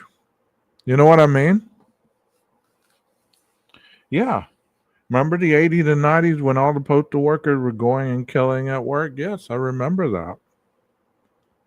I watched the video of the McDonald's shooter. I mean, I didn't realize it was that vicious. The daughter that lost her parents in Luby said the gunman had to reload before he killed her mother. Sucked that she had her gun in her truck. Yeah, I remember hearing about that. These stories are atrocious. But yet, for whatever reason, they're not as viable or violent in the mind of certain people as this one crime. Does that make somebody fanatical? Does it make them as deranged as the person they're trying to defend? You can answer that question. Does it make these creators who go daily and nightly and around the clock spitting off that nothing makes sense and everything's a conspiracy to implicate an innocent person who was forced to plead guilty? What hearing were they watching? Because I remember the judge specifically asking him if he was forced to take the plea, if anybody promised him anything to take the plea. And the man answered no to every one of those questions and answered yes to all the questions regarding premeditated murder and robbery. So something big happening in the future. You know what big's gonna happen is we're gonna have winter, we're gonna have storms, and we're gonna have all these natural things occur. And you know what? Brian's still gonna be in prison. So you can push that bullshit to whoever you want. If you're gullible enough to listen to that creator about his huge revelation that he's comprised in his brain about something huge coming around the corner, just like another person that had something huge on the pings that he was going to reveal to the whole true crime community and never spoke a word after Brian took the plea. You remember that? He spoke with Sire for 5 seconds, and all of a sudden he was an expert at the pings. And going around all these panels showing that he was smarter than everybody else and that he had something big that was told to him that was going to show everyone that they were wrong about Koberger. And you know what happened? That person never spoke. Not one word. Not one word. Take it from the top, Ed. Memorial service for 2 of the victims. Yes. Were you tempted to go? Yes. But I'd seen one too many episodes of one too many crime shows where that is one of the available resources for clues. Tracking down the attenders. One man taking pictures of the people there to eliminate as potential suspects. some police department, now they actually came to your house to pick up a handgun. Sheriff's representatives. One of the detectives was upset because he heard I had a .44 Magnum pistol and was a convicted man. He came to take the gun away, and it was on he and his sergeant detective.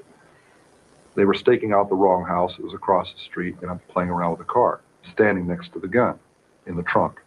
They come over and ask me about, excuse me, sir, do you know who lives in this house across the street here? Well, that house was 609 Harriet. You crossed back over to this side into 609 Ord, and they were looking for me and didn't even know that, see what I mean? Bad news. Well, at any rate, we walk into the house to have them ask my mother about this other house, and I'm saying, hey, which 609 are you looking for? And they said, are you Ed Kemper? Yes. And it goes on. And I needed to find out what they were looking for, the murder weapon, the .22 automatic, or the .44 Magnum, and I don't want to advertise that I've got a whole bunch of guns. So I made a comment to divine between the two. And I said, yeah, it's quite a little gun, isn't it? And he retorted, a .44 Magnum, I hope so. And I said, whew, okay, because that loaded .22 was under the front seat and guaranteed me an arrest right on the spot. And see, this guy is pretty smart. He's pretty damn smart. So let's look at what he just said. He's talking about owning a lot of guns, right? So I keep talking about the Idaho 4 case, not because I'm trying to prove a point. I'm just trying to show the ignorance in some of the reporting that goes on and the logical red flags that is so easy to see. So let's go back to when they went to the house in the Poconos. What they discovered was a couple knives and firearm and clips. So you don't have the murder weapon at his parents' house, which so many people said. Well, it would have been at his mom and dad's. The other knife and the sheath.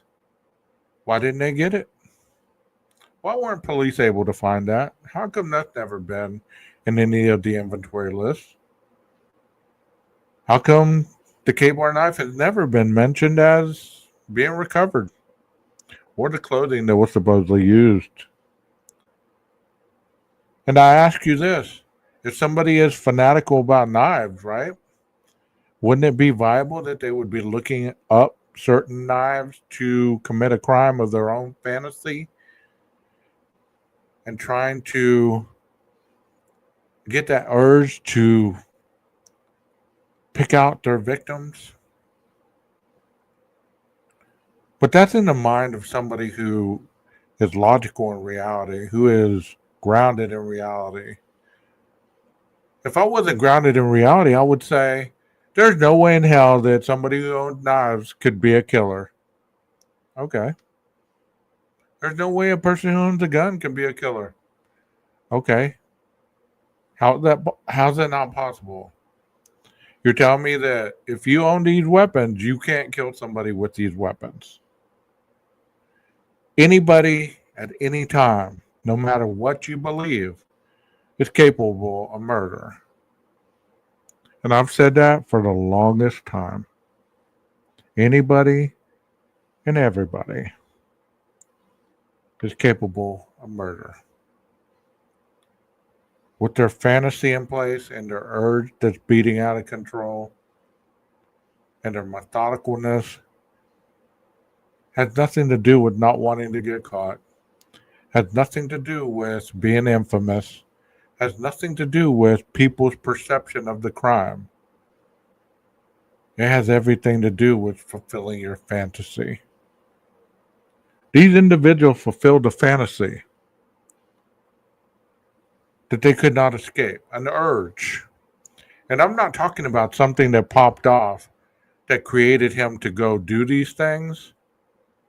Ed Kemper's talking about something that he fantasized over 100 times. Over 100 times. So this man was deeply in thought about this almost on a daily basis, fighting that urge to go complete the intent to kill. So somebody's intention is to kill or do harm to something or someone. There's never any logical rationale why 4 people were killed in their sleep. And everything else that goes along with it has nothing to do with the crime. So you can stay on that train until the wheels fall off. You're never going to convince many people that Dylan was the culprit. You're never going to convince people that Bethany has exculpatory evidence that she was unable to give. You're never going to be able to convince people that Hunter Johnson and Jack DeCoeur and Adam were the actual masterminds and that the frats were just the cover to notify everybody else when these 4 individuals got home. It all sounds good in a murder mystery novel, but when you're talking about true life, when you're talking about real people that were killed, it's as idiotic as the brain that is in most of you creators' minds. And if that offends you, I'm sorry. I'm sorry. That's, as some people say, that's my opinion. You know what I mean? It's asinine. Because you know what you're doing? You're dispelling the ones of us that actually know the truth, how all this works. Granted, I'm not 100% on point of everything that I speak on as far as the criminal justice system because I'm still new to it. But I'm more relevant than any of you are regarding your theories. And I can go to the bank with that. I actually attend court not as a suspect or somebody there to defend my actions. I go to court to make sure that people that commit crimes are accountable for theirs. That's the difference in our thinking. Many people don't believe that people are capable of committing crimes, and there are those of us that are stuck with having to deal with the ones that actually do commit them. Hit it, Ed. 44 was in the trunk. I forgot that. I took them in the house. We went into my bedroom, and the closet doors open, and I have a high-powered rifle with a scope on it. You had some other stuff in the house, too, yes? Yeah. I had the personal effects and identification of the last 2 co-eds that had been murdered about 2 months before, right next to the guns in the closet. in a box. Could he have seen it? No, but when he arrested me for having all those guns and went through the rest of the closet looking to see if there were any pistols or anything else, he couldn't have helped notice a purse, a book bag, and co-ed ID inside of those belonging to their two latest murder victims. I'd back up and said, "Oh, excuse me. I just remembered something." And instantly he responds to what I'm saying. My hand moves. Back we go outside, and he's still thinking, "Boy, this is a really nice and helpful guy here." Some of these people do what you and I do to become better killers. They practiced their trade. Didn't Kemper stop himself toward the end of his career? Kemper says he did. He says he could have gone on. He said he had fantasies of killing dozens more people, of leaving a trail of bodies across the country, and at one point he just got on the telephone and turned himself in. He said it was time for the killing to stop. In his case... So there you have it as far as that. Let's talk about the Virginia Tech Massacre. The Virginia Tech Massacre occurred on April 16, 2007, resulted in 32 people killed, 5 faculty and 27 students, and represents one of the worst mass murders in American history. In 2 separate attacks, approximately 2 hours apart, Mr. Cho, a South Korean with U.S. permanent resident status, who had lived in the country since the age of 8, used 2 firearms, a .22 caliber Walther P22 semi-automatic handgun and a 9mm semi-automatic Glock 19 handgun, both of which Cho was able to purchase despite his documented mental problems, which did not appear on the instant background check, and most of the time they won't. Cho shot and killed 2 students at 7:15 a.m. in a dormitory. He then mailed a package of writings and a video recording to NBC News. Contained in the package was an 1,800-word manifesto along with photos and videos. In the manifesto, Cho compared himself to Jesus Christ and expressed his hatred for rich kids and deceitful charlatans. About 2 hours later, he entered a classroom building, chained the 3 main entrance doors shut, and proceeded to murder students and faculty. He would unleash a deadly volley of 170 rounds, killing an additional 30 people and wounding many more. The hollow point bullets he used inflicted greater injury to the victims. Finally, when police arrived, Cho killed himself. Cho fit the classic profile of a school shooter. He was a loner, and he felt that he was picked on and made fun of. He was bullied due to speech difficulties. He also had a history of mental problems. Several of his professors found his writing for class assignments to be very disturbing and had encouraged him to obtain counseling. In 2005, he had been declared mentally ill by a Virginia special justice and ordered to seek treatment. Virginia Governor Tim Kaine created an 8-member panel to review the massacre.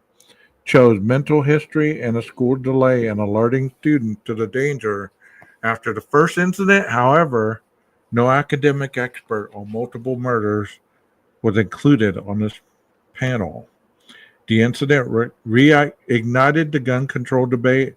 The National Rifle Association lobbyists charging that Virginia Tech gun-free zone prevented the victims or anyone else from defending themselves. Other countries were aghast such violence, but indicated that they foresaw little chance of any changes in U.S. gun laws or gun culture. And I think I'm going to stop right there with that one. We're going to finish up what Ed has to say, and then we'll keep going.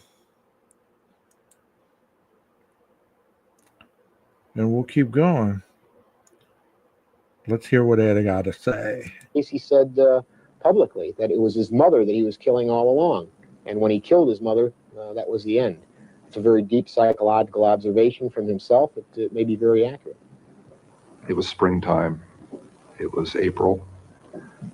And for 2 months I hadn't killed. And I said, it's not going to happen to any more girls. It's got to stay between me and my mother. And I can't get away from her.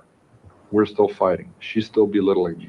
I'm like a puppet on a string, and I entertain her. She knows all my buttons, and I dance like a puppet. with that pain. And it had even gotten physical, to where I had physically grabbed her and thrown her onto her bed, trying to emphasize a point that I was threatening to kill her.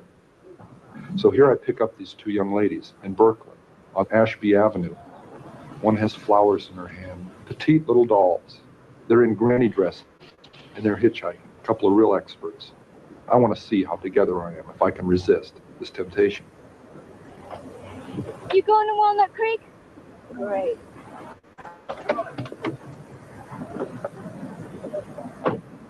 And they get in my car. They want to go one way. I know they need to go the other.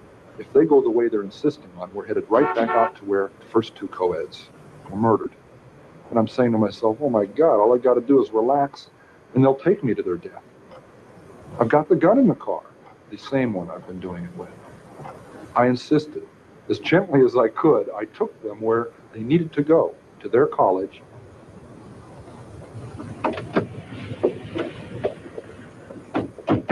Thanks a lot. That was 1 week before I murdered my mother. Wow. 1 week before he murdered his mom. Those two obviously made it out alive, right? Isn't that something that some people get killed and some people don't? It's a phenomenon in itself. So, not necessarily everybody who encounters a killer ends up a victim of circumstance. You know, there's countless tales. If you really dive into some other killers, like Richard Ramirez, he did leave people alive. Um, it just tragic. If you really look at these things for what they are, other than entertainment or sick fantasy, it shows you how deranged some of these people are. Not deranged in the fact that they can't function within society, because functioning in society is pretty normal for them. I'm talking about deranged with the unconscious fantasies and urges that they possess, with the intent, which I spoke on a lot on another video, the intent to do harm, to satisfy that urge and that fantasy. So think about that a minute. So if you have a fantasy, whatever it is that you made up in your mind that you're fixated on, as deeply as an addiction, that just doesn't go away. You can preoccupy your time with becoming knowledgeable on crime or psychology or any type of thing you want to, but underneath the surface, that thing's still going at you because it's unresolved. And it's not going to go away until you fulfill that fantasy. And for a lot of these individuals, that's what happened.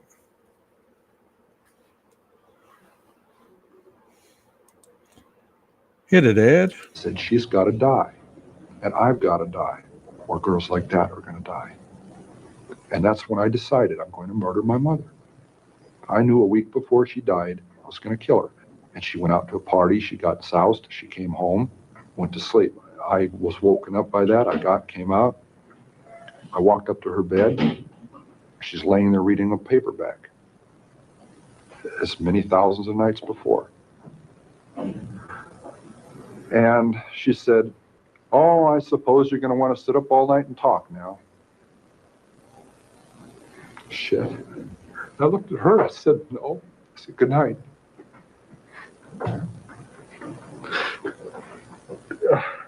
And I knew I was going to kill her, you know?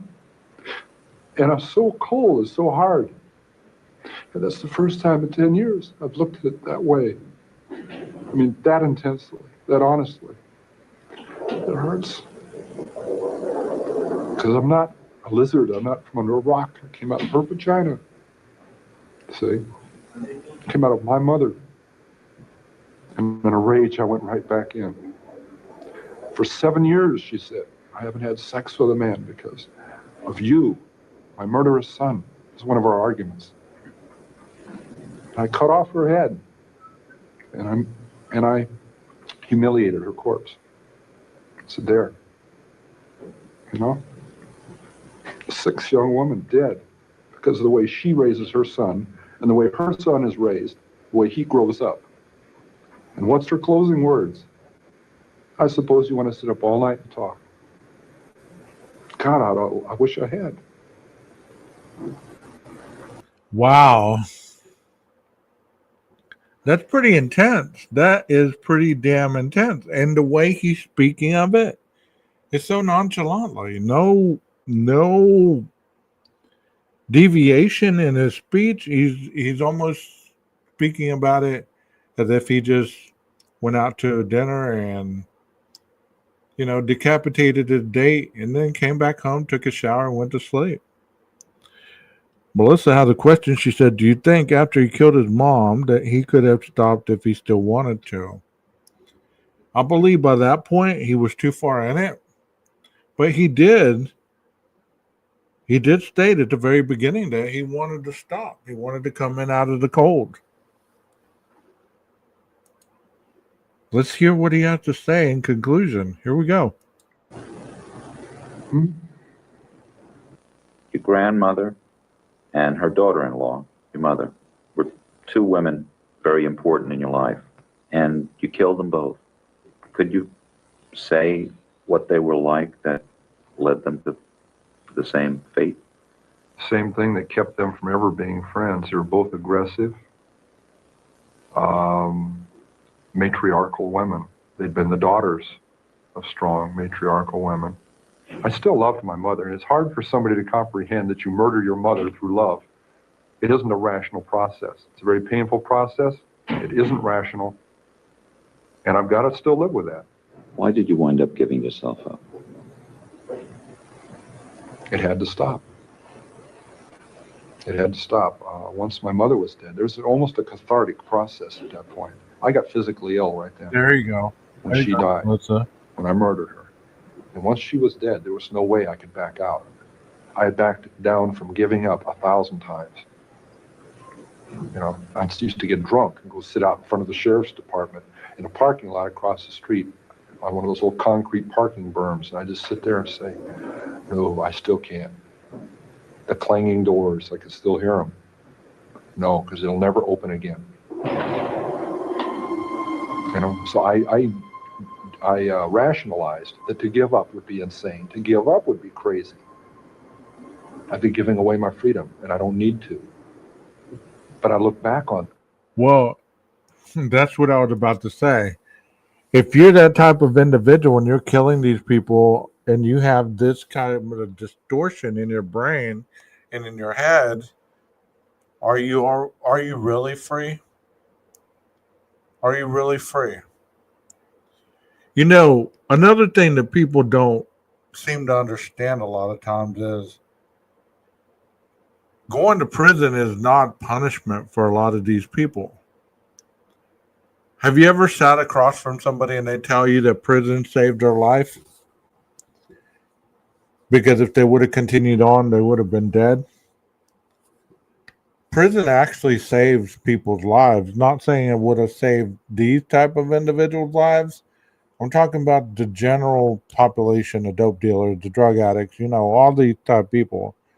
A lot of these individuals going to prison saved their lives because they were already in prison out here in society. They had no freedom.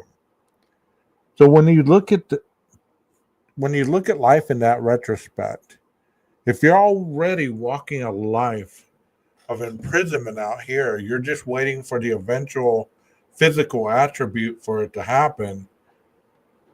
You have a sigh of relief when you finally get there because that represents freedom to you. You don't have to worry about it anymore. It actually happened to you. And I know that doesn't make sense, but if it does, I'm glad that it does. But a lot of individuals at this moment are walking around this world imprisoned in their own thoughts, their own delusions, their own thinking patterns, beliefs, and they're miserable. They're miserable looking for a way out. And sometimes going to jail or going to prison gives them a feeling of peace. Hit it, Ed. That I wish I had earlier when I was saying those things to myself. The people who were later dead wouldn't be. The regret that came later would have not had to be. Those people, not things, those people would still be with their families, with their loved ones. They would have their own families. If I had had the courage to make that decision, instead of painting myself into the corner. Where might you be if you'd never given in to the impulse to murder? Where might I be? If my parole had been successful, I believe I'd be married, I'd have children, I'd be heading toward my first grandchildren.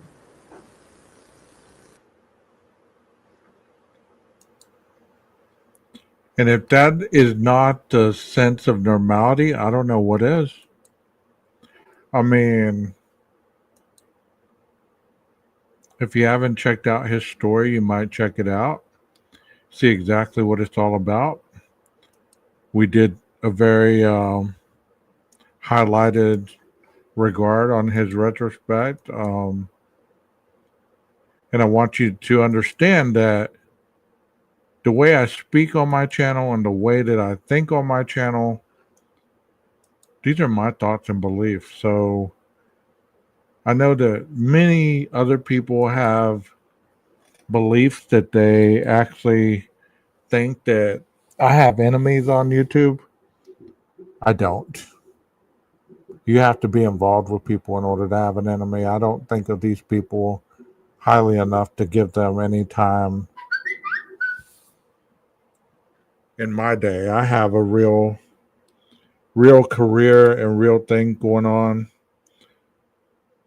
to give these people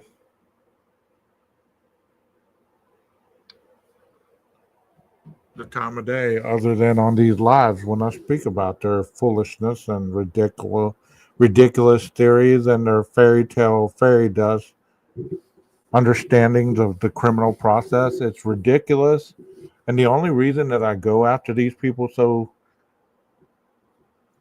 relentlessly is it's the disrespect of how they shit on law enforcement, how they shit on anybody that has anything to do with trying to protect society. You know, if you're pro-criminal, that's your regards. But do you understand that that entails a lot? If you're able to protest for the rights of criminals, that should tell you everything you need to know about that person. That means that they don't pay their bills. They skim from the top. They view themselves as a victim. They blame other people for their circumstances. They're very jealous about other people's success. And they always paint themselves as somebody else's punching bag. Because this is part of the game. Part of the game. You know what I mean? So I will continue this series, I don't know, probably later in the week. I'm getting my guest lineup scheduled for the new year. As the holiday season arrives, I'm really not going to have many guests up on my panel, but hopefully in the new year, I have some guests lined up for the channel that will speak on different variations of the criminal justice process. That way, it gives my subs a different view on the reality of criminal justice versus the fiction that is pumped through these channels on a daily. You know, because it's one thing to actually understand the criminal justice process. I'm talking about anybody that gets the things wrong because it doesn't take any time to really understand it. You know, I mean, read a book,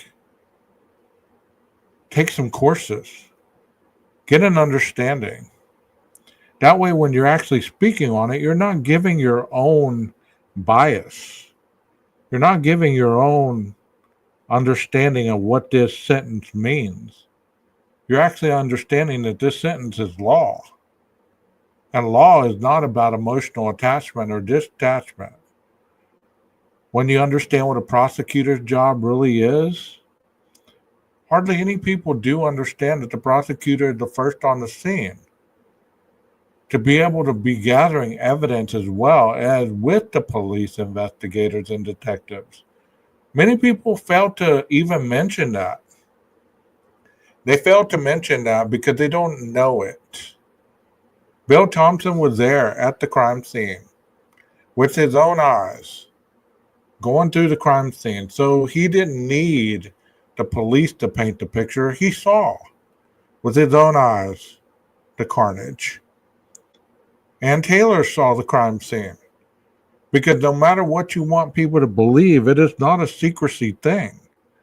When somebody is being accused of a crime, there's supposed to be discovery on both sides, where both sides have the equal amount of evidence, but it is the state's burden of proof to show the jury beyond a reasonable doubt that their defendant committed these crimes. Anything and everything else that's being pumped through the fairy dust channels is just nonsense and irritating. I hope you enjoyed this. If you have, don't hit the like button because you like or dislike me. Hit the like button because you like the material that I present. Because that's what this channel is about. It's not a popularity contest. This is about content, not about me. So if you like what I present, hit the like button, share, and subscribe if you aren't already. And like I always say, stay safe out there and watch your six. Maestro, cue that music. Take care, y'all.